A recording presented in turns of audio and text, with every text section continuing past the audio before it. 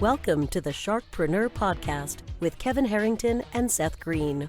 Kevin Harrington is the inventor of the infomercial, one of the original sharks from the hit TV show Shark Tank, and has generated over $5 billion in TV and digital direct response sales. Seth Greene is the world's first trusted authority on cutting-edge direct response marketing, a best-selling author, and the only 3-time Marketer of the Year nominee. On the podcast, Kevin and Seth interview sharkpreneurs who share straight talk on what it takes to explode your business. Why do so many businesses struggle while others seem to explode overnight? Do you wish you had the secret to this type of exponential growth? Now, I've scaled more than 20 businesses to over $100 million, and it's not just luck. In my new book with Mark Tim, Mentor to Millions, you'll learn the repeatable framework I use in all my business ventures for massive success. Order at kevinmentor.com and get over $1,000 in bonuses. Head to kevinmentor.com. Welcome to the Sharkpreneur Financial Services RIA podcast. This is your host, Seth Greene. Today I've got the good fortune to be joined by David Blain. No, he's not going to disappear. He is not the magician. He's a money magician. Best-selling author of Invest in Your Life, Not Just Your Portfolio, founder and CEO of BlueSky Wealth Advisors, a fee-only independent RIA. He's been written for and quoted in numerous trade journals, including Money, Businessweek, U.S. News World Report, The Wall Street Journal, and others. Under his leadership, BlueSky has received awards and accolades throughout its history for their quality of advice, growth rate, and client satisfaction. He had also spent 10 years in the military as an Army Ranger, Army Airborne, and Special Operations Unit. David, before we start, thank you for your service. Yeah, thank you, Seth. Now, on the regular edition of Sharkpreneur, we did a deep dive into how you got started and common mistakes investors and consumers are making with their financial decisions. I don't want to rehash all of that because that's not this audience. This is the RIA side. So even though the story, the much better told version's in the book, and we did cover it a little bit, give us the synopsis, the few minutes before we dive into the RIA side of how elite military service inspired you to become a fee-only registered investment advisor.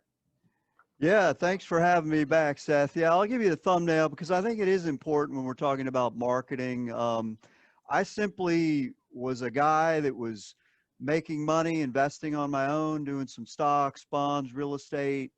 And I started to look for people to help me. And I could not find people in the financial services industry that I felt knew what they were doing, charged a reasonable fee, and had my best interests in mind. And so I literally just decided to start my own when I got out. I got injured in the military, and I said, I'm going to try to offer a service that in the way that I wanted to be treated and that I could not find.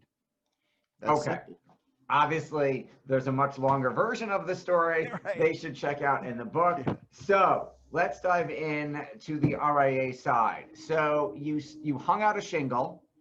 How did you attract your first client? Great question. So my first client came from a fellow West Point grad. So I did not know at all what I was doing. I'm here to give people hope for marketing. You know, as you read my little bio there, I did not know anything about marketing. And so I had a friend that went to West Point. He was a couple of years ahead of me.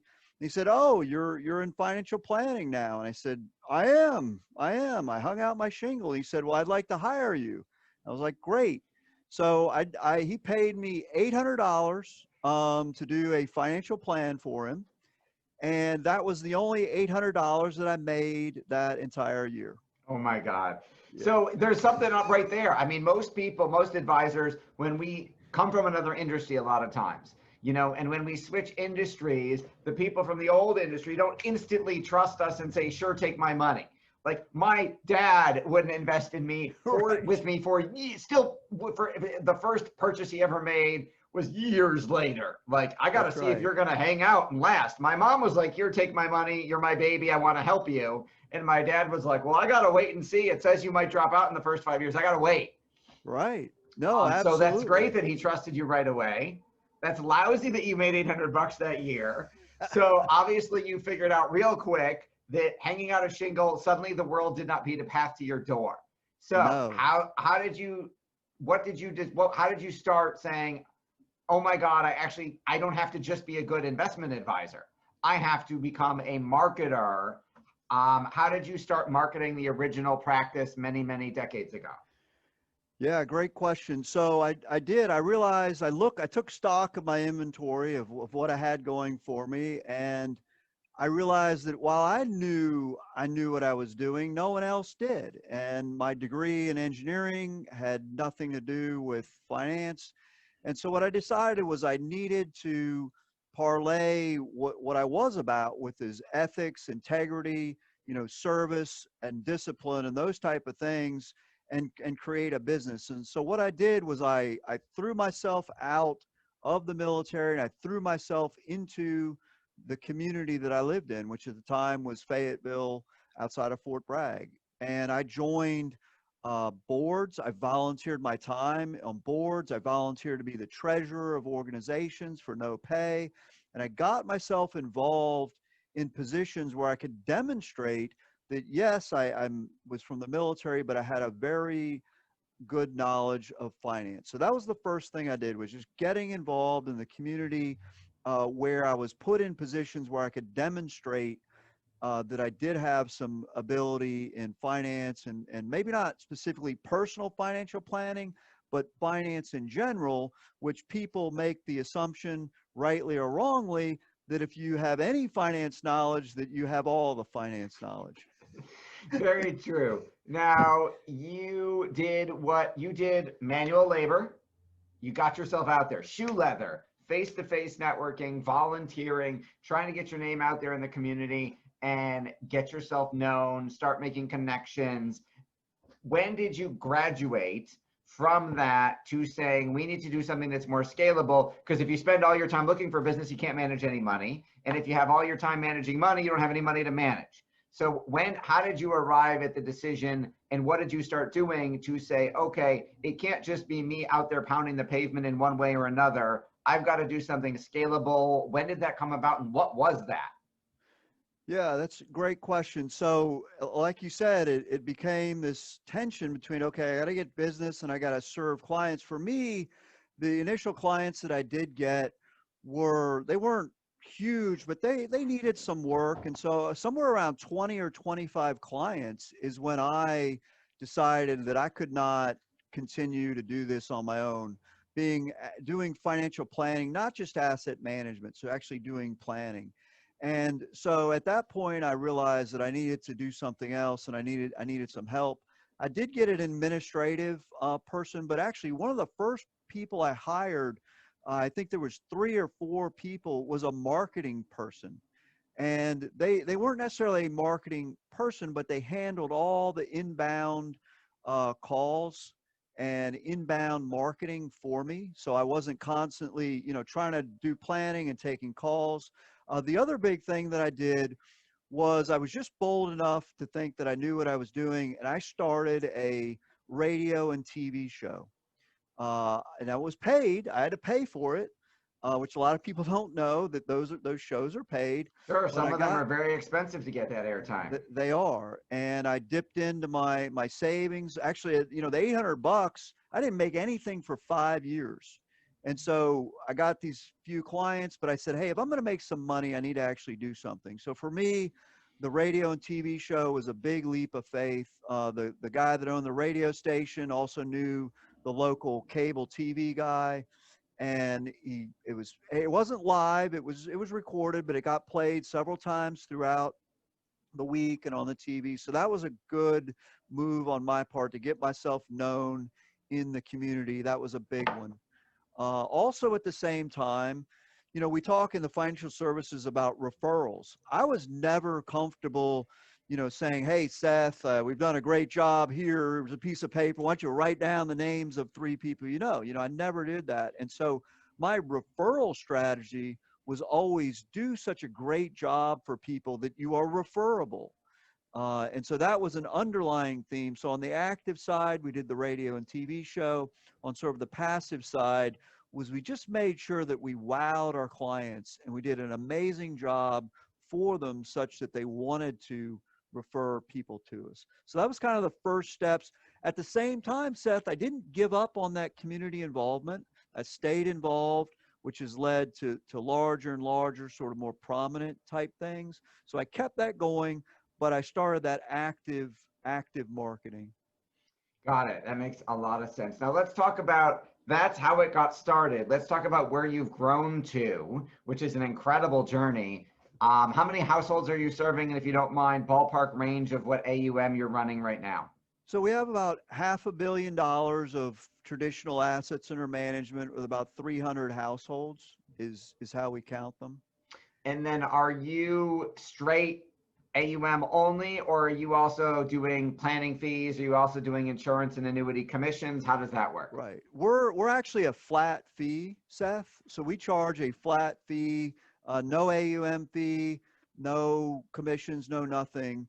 We sit down with a client, we analyze their complexity, and I created an algorithm that it flat fees us. Now I like to joke, flat fee, a lot of people in finance think that means hourly or cheap. Like, we're not Walmart. So flat fee, we have our average fee is pushing $12,000. So far in 2020, I don't think we've taken anyone on less than $20,000 a year flat fee. But that's how we charge. And that has been a big part of our growth, which is kind of what I wanted to talk about is, at somewhere along the way, I realized, hey, just being an asset management, retirement planning, that's going to get you only so far. I almost said nowhere, but we'll say that's only going to get you so far. And so we really honed in on our niche, which is complicated people. We advise people on real estate. We advise them on their businesses. And so we take complicated people and we provide that one-stop solution for them. And we do it for a flat fee, which is very appealing to people that maybe don't have $5 million yet on the one hand, but make $2 million a year. Or on the other hand, that do have $10 million, but don't really want to pay $100,000 for assets under management. And so part of this marketing strategy, Seth, was to really zero in on a target market or a niche. And for us, that is the business owner, someone that has a real estate portfolio that either wants to divest it or wants some help with it. People with complicated problems that don't mind paying for solutions. Okay, so fascinating. So you're also not participating in the upside. So if that 10 million goes to 20, you don't necessarily automatically get a 1%, whatever. You don't automatically get an increase. Do you increase your fees every year? Do you increase them based on performance? And then you're advising on stuff that is traditional, not held assets. Like Correct. A lot of RIAs won't tell them anything about real estate or their business because if they were they can't monitor it, they can't get paid on it. Are you including the advice on, hey, here's how you should deal with your property or your business as part of the fee? And obviously that's not regulated. Yes, so it is. And so yes, we do advise on those things and it's built into the fee. It's not regulated. In fact, we're working right now with a carrier to provide a custom E&O policy for us to cover those because they're typically not covered. I have a feeling there's some other RIAs listening to this that'll be interested in that coverage. Yeah. Because you could broaden your offering then. That's assets we traditionally can't touch. You can. We do. And, you talk about assets under management, the assets of the clients that we advise on their business. I mean, I just had a client this morning has probably a $40 million company, and we are the primary strategist, tax, asset protection strategist for his company, and he pays us as such.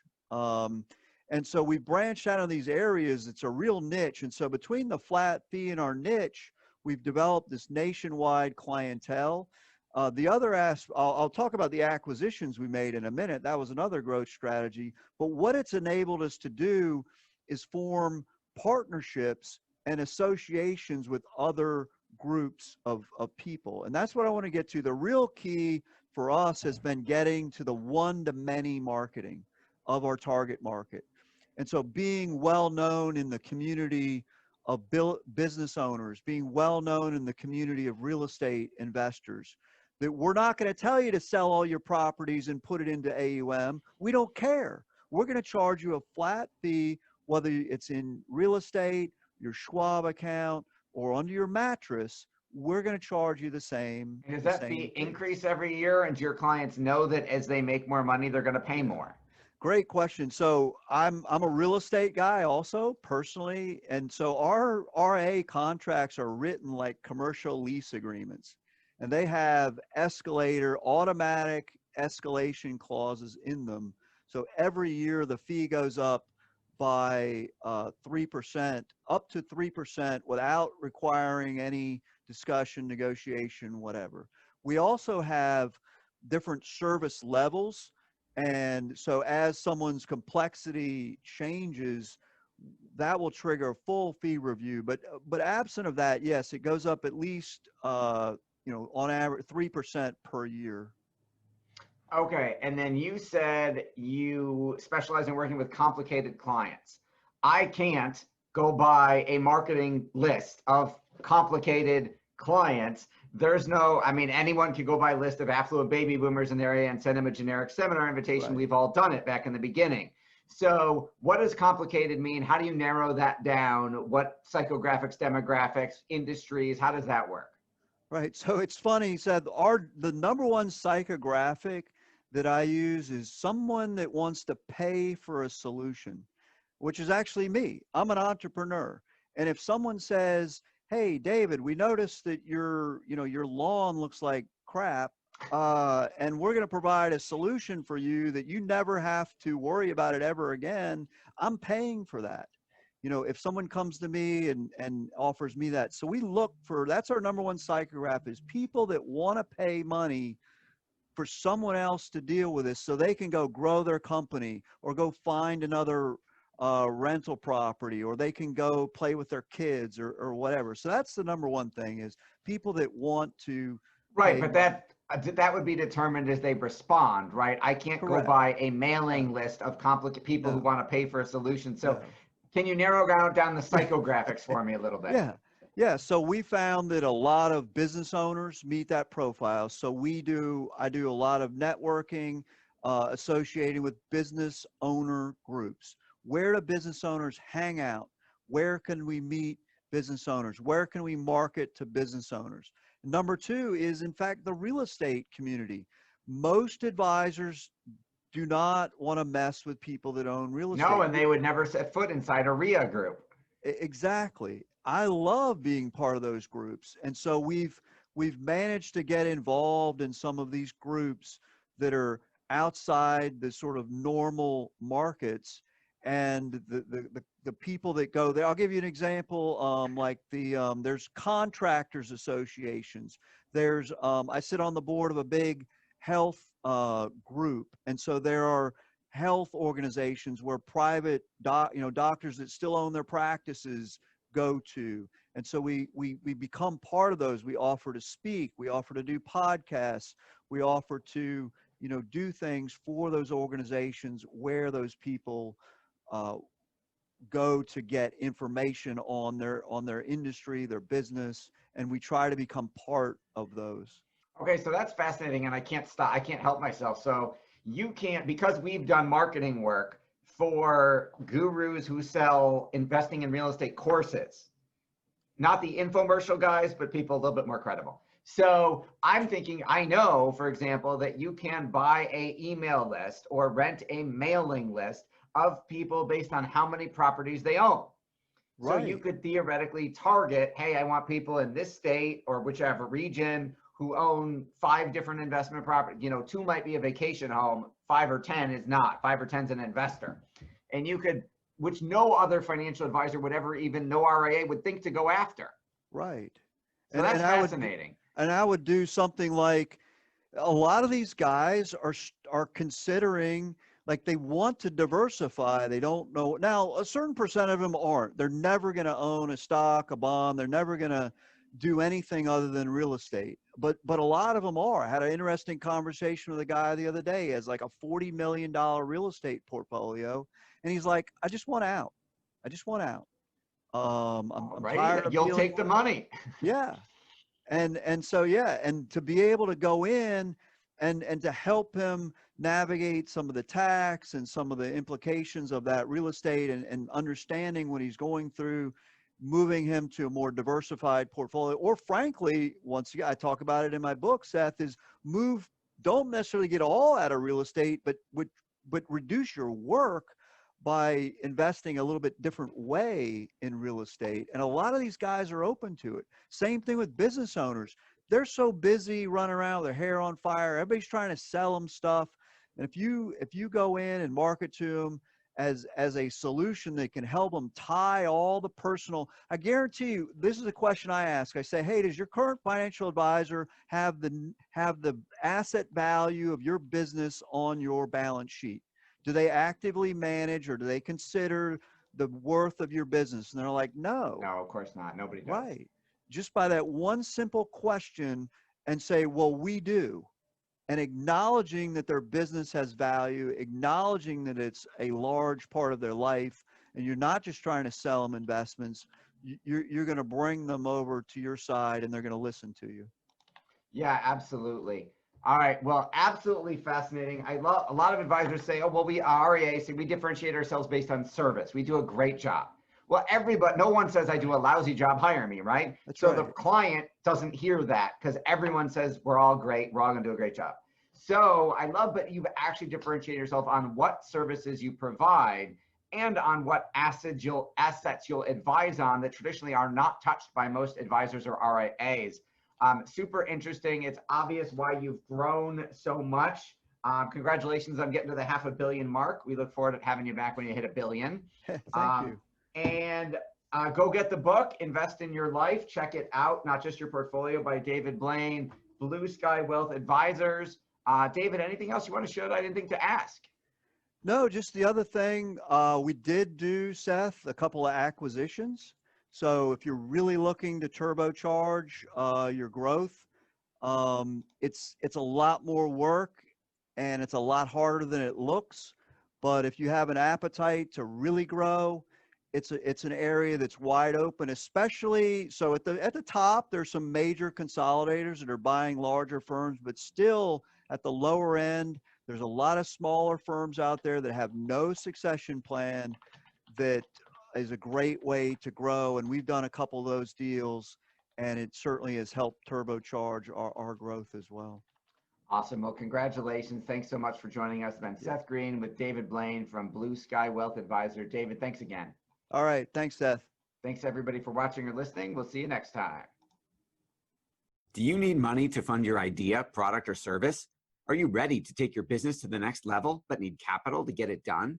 Kevin Harrington has heard more than 50,000 pitches and knows how to help you make the perfect pitch to get the funding for your entrepreneurial dream.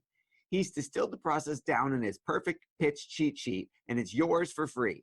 Just text PITCH to him right now at 727-888-2100. Text PITCH to 727-888-2100 right now and claim your free perfect pitch cheat sheet. Text PITCH to 727-888-2100 to start funding your dream today. This show has been produced by Market Domination, LLC. To discover how you can have your own show completely done for you and turn it into a real published book and become the authority in your marketplace, go to www.marketdominationllc.com/podcast offer.